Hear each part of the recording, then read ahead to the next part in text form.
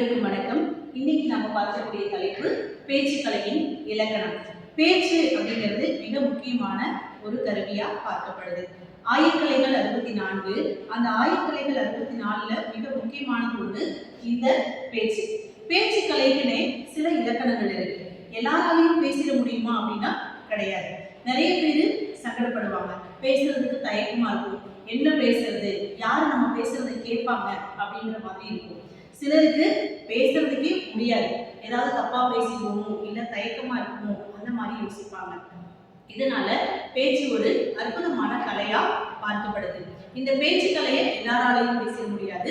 அந்த பேச்சு கலைக்குன்னு சில இலக்கணங்கள் இருக்கு. அதையெல்லாம் தான் நம்ம இந்த காணொலியில பார்க்க போறோம். முதல்ல மேடை பேச்சு. மேடை பேச்சு அப்படிங்கிறது நம்ம முன்னாடி காணொலியில பார்த்த மாதிரி பல வகையில மேடை பேச்சு இருக்கு.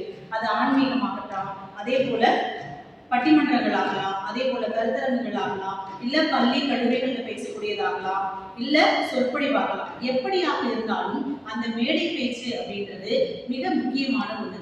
மேடையில எல்லாரும் முன்னாடியும், பல்லாயிரக்கணக்கான மக்கள் முன்னாடி, இல்ல பெரியவர்கள் முன்னாடி, சான்றோர்கள் முன்னாடி நம்ம பேசுறோம் அப்படின்னா எந்த தலைப்பை ஒட்டி பேச போறோம் அப்படின்றது நம்ம முன்கூட்டியே தெரிஞ்சிருக்கணும். அதை பத்தின செய்திகளை நாம குறிப்பெடுத்துக்கணும்.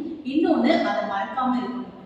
அதுக்கு உரிய நேரத்துக்கு தயாராகும். இப்படியாக பல இலக்கணங்கள் இந்த பேச்சுக்கலையில இருக்கு. இப்ப ஒரு மேடை பேச்சுக்கு நாம தயாராக போறோம் அப்படின்னா அந்த மேடை பேச்சு என்னைக்கு இருக்கு, அதனுடைய தலைப்பு என்ன, அந்த தலைப்பு ஒட்டி நாம யாருக்கு பேச போறோம், ஆடியன்ஸா நமக்கு யார் இருக்க போறாங்க, காலேஜ் ஸ்டூடெண்ட்ஸ் இருக்க போறாங்களா, இல்ல ஸ்கூல் ஸ்டூடெண்ட்ஸ் இருக்க போறாங்களா, இல்ல வயசானவங்க இருக்க போறாங்களா, இல்ல அறிவார்ந்த சான்றோர்கள் இருக்காங்களா அப்படின்றத நம்ம முதல்ல பார்க்கணும். அவங்களுக்கு தகுந்தது மாதிரி நாம நகைச்சுவையாகவும் அதே போல சிந்தனைகளை கொடுக்கக்கூடியதாகவும் நாம பேசணும். அப்படிப்பட்ட மேடை பேச்சு முதல் இலக்கணமா பார்க்கப்படுது. அதே போல மொழி, நாம பேசக்கூடிய மொழி நிறைய இலக்கியங்கள், அதே போல பல்வேறு இடங்கள்ல நாம அனுபவப்பட்ட நிறைய விஷயங்கள், நம்மளுடைய சொந்த அனுபவங்கள், அதே போல நமக்கு நேரிட்ட நிறைய சங்கடங்கள் ஆகலாம், அதே போல மகிழ்ச்சியான தருணங்கள் ஆகலாம். இது எல்லாத்தையுமே மக்களுக்கு புரியக்கூடிய மொழியில ரொம்ப அழகா நேர்த்தியா நாம் பேசும்போது பார்வையாளர்களை மிக எளிமையா நம்மளால கவர முடியும். ஒவ்வொரு தலைப்புக்கு மேலையும் இப்போ நம்ம பேசும்போது அவங்களுடைய கைத்தட்டல்கள் நமக்கு பாராட்டுகளா கிடைக்கும். அப்போ நம்ம பேசக்கூடிய தலைப்பும் நம்ம பேசக்கூடிய அந்த கருத்தும் அவங்களுடைய மனசுல போய் சேர்ந்தா மட்டும்தான் அந்த பாராட்டை நம்ம வாங்க முடியும். இதுக்கு உதாரணம் சொல்லணும் அப்படின்னா, சாலமன் பாப்பையாவுடைய பட்டிமன்றத்துல பாரதி வாசகரும் ராஜாவும் எதிரெதிரில் பேசுறாங்க. இவங்க ஒரு கருத்தை சொல்லி முடிக்கிறாங்க, சொல்லி முடிச்ச உடனே ஒரு கைத்தட்டு வருது. இவங்க போய் இடத்துல அமர்ந்த உடனே அவங்க அடுத்து வராங்க. பாரதி வாசகர் பேசி முடிச்சு ராஜா வராரு அப்படின்னா அங்க ஒரு கைத்தட்டு எழ ஆரம்பிக்குது. அவரு இவங்க சொன்ன கருத்துக்கு எதிராக அவங்க ஒரு கருத்து சொல்றாங்க. அப்போ இந்த ரெண்டு கருத்தும் என்ன ஆகுது அப்படின்னா மக்களுடைய மனசுல போய் பதியுது. இவங்க என்ன அடுத்து சொல்ல போறாங்க அப்படிங்கிறத எதிர்பார்க்கக்கூடிய வகையிலையும் இந்த பேச்சானது இருக்கு. மக்கள் அவங்க அதோடய லயித்து போறாங்க. அதனாலதான் அவங்களால அந்த பேச்சை ரசிக்க முடியுது.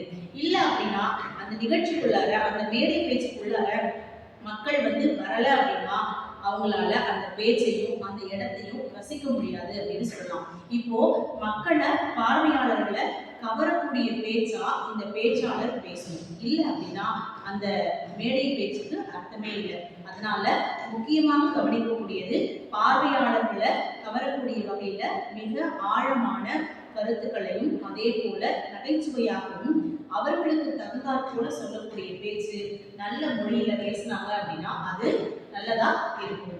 அதே போல இந்த பேச்சுங்கிறது ஒரு அற்புதமான கலை. இந்த கலை எல்லாராலையும் செய்ய முடியாது. ஆனா மிக எளிமையா என்ன பண்ணலாம் அப்படின்னா இந்த கலையை கத்துக்க முடியும். இந்த கலையை கத்துக்கணும் அப்படின்னா நாம நிறைய பயிற்சிகள் செய்யணும், நிறைய புத்தகங்கள் வாசிக்கணும், நிறைய பேசணும், நிறைய நாம பயிற்சி செய்யணும். அப்படி நம்ம பயிற்சி செய்யும் பொழுது என்ன செய்யலாம் அப்படின்னா இந்த கலையை மிக எளிமையா கத்துக்கலாம்.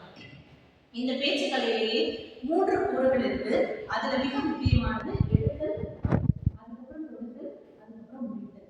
ஒரு பேச்சுல ஒரு தலைப்பை நம்ம ஆரம்பிக்கிறோம் அப்படின்னா அதுதான் எடுத்தல். ஒரு தலைப்பை நம்ம பேச ஆரம்பிக்கும் பொழுது எப்படி ஆரம்பிக்கிறோம் அப்படின்னா நிறைய இலக்கிய பாடல்களோட ஆரம்பிக்கலாம், இல்ல பார்வையாளர்கள் வரக்கூடிய வகையில ஆரம்பிக்கலாம், இல்ல நடுவர்களை வரவேற்கக்கூடிய வகையில ஆரம்பிக்கலாம், எப்படி வேணாலும் இருக்கலாம். அதுதான் எடுத்தல் அப்படிங்கிற தலைப்பு. நாம எப்படி அந்த தலைப்பை ஆரம்பிக்கிறோம் அப்படின்றது. தொடுத்தல் அப்படிங்கிறது அந்த அந்த தலைப்பு ஒட்டி சாராம்சத்தை எவ்வளவு அழகா நேர்த்தியா நம்ம பேசணும்.